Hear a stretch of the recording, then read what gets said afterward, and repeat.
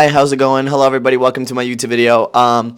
So there's one thing that I've learned along the way that I can do to help myself to grow on social media. Okay. Before I begin, I do want to clarify and kind of explain to you what's going on. Hi, my name is Marky. By no means am I a huge YouTuber that has already made it, that is already up there with all of your favorite YouTubers. I'm just a dude, okay? I'm sitting at about 5.2 thousand subscribers.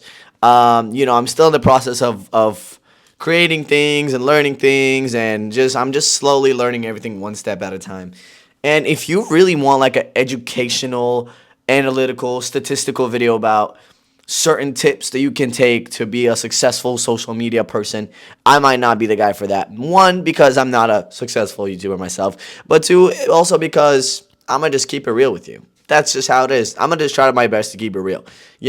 This is something that I learned along the way that's helping me. So, and that doesn't just come to social media creation. It comes to anything you do, whether it's, any creative work, right? Whether it's singing, whether it's acting, whatever.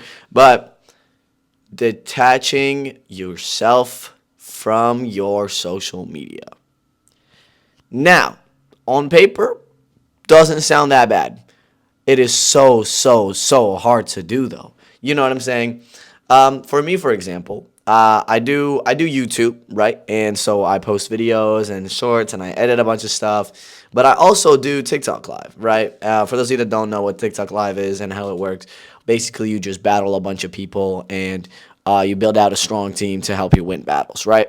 For the longest time ever, I was so emotionally invested in TikTok Lives, because when you put so much time and hours into something and sometimes it doesn't pay off, and you're already having a rough day and you're like, man, I didn't even want to do this in the first place, and now nothing's really going well. There's not many viewers, you're not really winning any games. You just start feeling horrible about the amount of time you've just invested into something. Things come crashing down, you know what I'm saying? You're no longer really a happy human being. You're kind of just like, well, damn, you know what I'm saying? How we get here and how do we, move from here? But one thing that's been helping me is detaching myself from my social media. Every time I go live on TikTok now, I just go live to have fun and just talk to my people. You know what I'm saying? I don't really necessarily get disappointed too much by the losses or get super, sad about losing a battle, or, you know what I'm saying? I don't really get, like, I guess so, like, frustrated with a low viewership count or something like that, because I have just completely detached myself from it. You know what I'm saying? Like, I'm at a point where my priority is not, the amount of views I'm going to get or the amount of money I'm going to make. My priority is to provide the best content for the people that are there. So every time I do TikTok Live, and, I have low views or whatever, I still be having fun, because at the end of the day, I am blessed to be in the position I'm in. You know what I'm saying? Now, how could you implement that strategy for yourself, and why should you? Now, one main way to implement that strategy is to, how would you even go about it? How did I even go about it? Well, I mean, first things first, you got to come to a realization. You know what I'm saying? If you are constantly feeling the pressure of being better and satisfying everyone's needs and things of that nature, you stop having fun. And when you stop having fun while you're creating something, it turns out just simply worse. If you don't have fun creating, it's going to be very visible to the people that are watching you, whether they're watching your videos, whether they're listening to your music, whether they're seeing your, skits or something, whether you're an actor or whatever. But why? Why should you detach yourself? It sounds so, like, it sounds weird, like detaching from yourself from something you spend so much time doing. It sounds so weird. But one main reason is because when you get harsh criticism, or something is, someone is calling you out or something, you're getting bullied for what you do, at the end of the day, you can just sit there and be like, okay.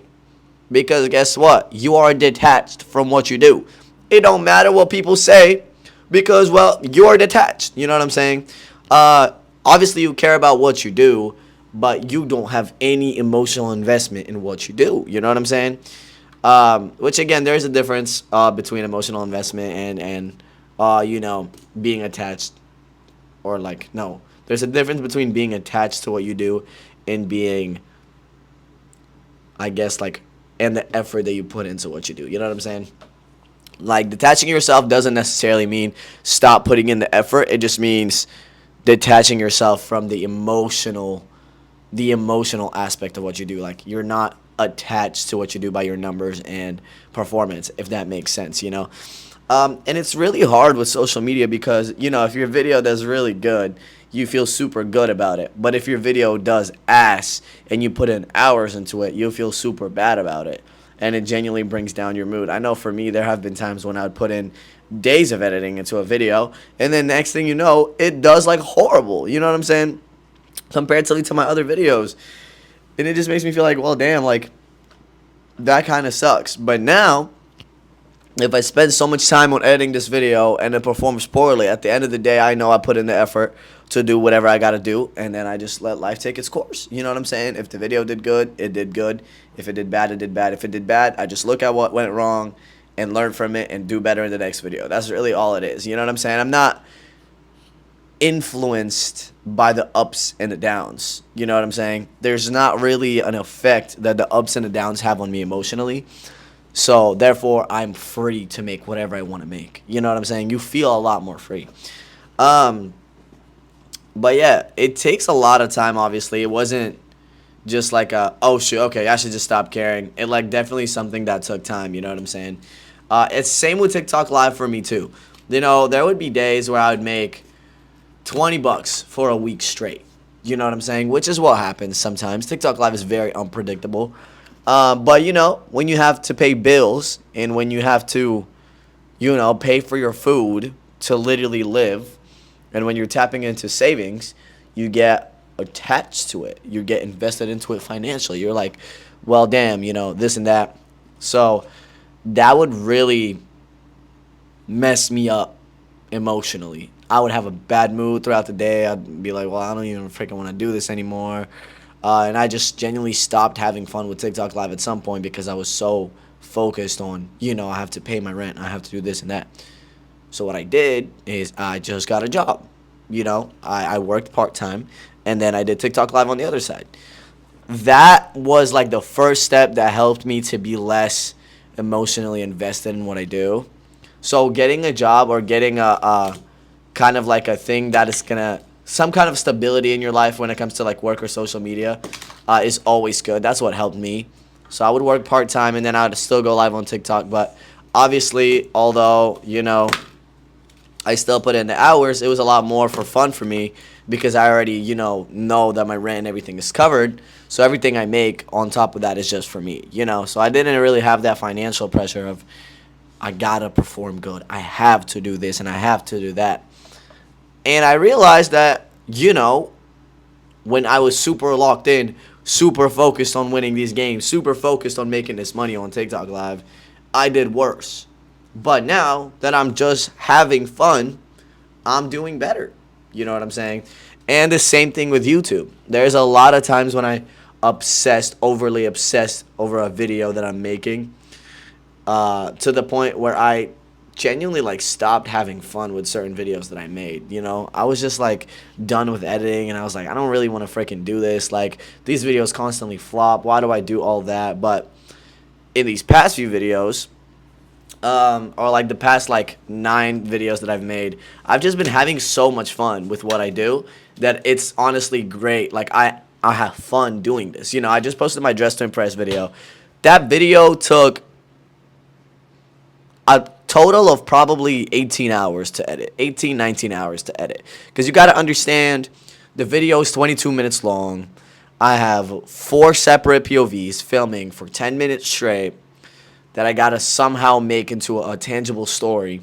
And on top of that, I have all of my camera footage of us showing our outfits. And I have a second angle of us walking out. And that is just the content we filmed. That's not counting titles, audio, whatever. if I was super emotionally invested in the performance of this video and it suddenly did horrible and I put so much time and effort into it, I would be so broken over it. And that's not to say I don't want the video to do good. That's just to say that I learned to emotionally detach myself from the numbers and you know what I'm saying?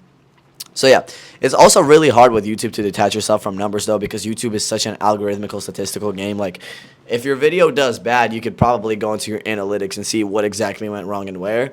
It's just before I would look at my certain analytics and be like, damn, how did I make that mistake? Like, ugh, I gotta lock in. Whereas now, I'll be like, damn, where did I make that mistake and how can I lock in? You know what I'm saying? Notice how, despite the fact that I said a different thing, there was a completely different emotional charge, you know?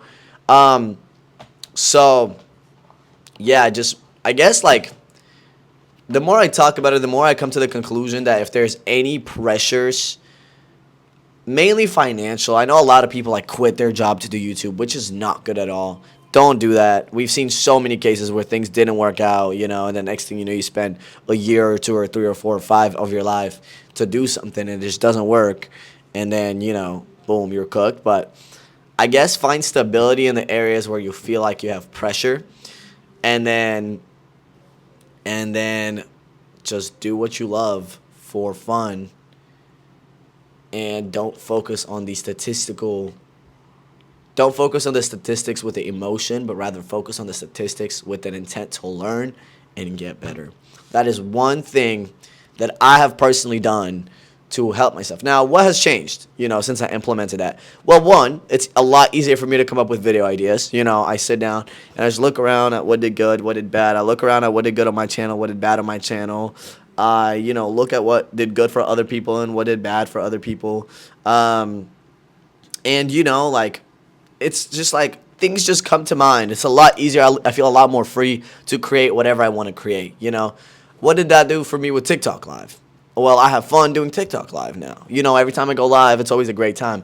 I always have a great time just chopping it up with random people that we battle, chopping it up with my chat, seeing what's going on with everybody. Like genuinely, like, feel like I care more about what's going on with my people in chat rather than the gain and benefit I get from TikTok Live.